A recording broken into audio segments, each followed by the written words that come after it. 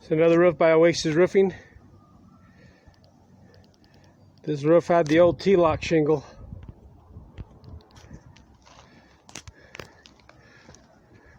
They just finished up. I usually take a video during and before, but I thought I'd do this one after. This roof had the old T-lock shingle. Now it has the dimensional. Changed it out, looks nice, everything's straight, everything chalked out. These lines are perfectly straight.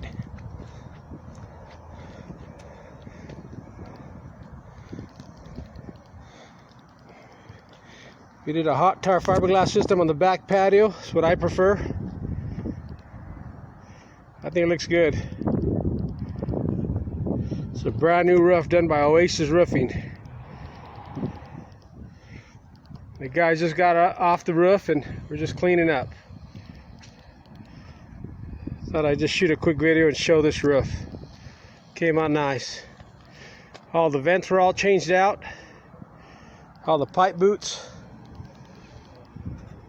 All the rain caps.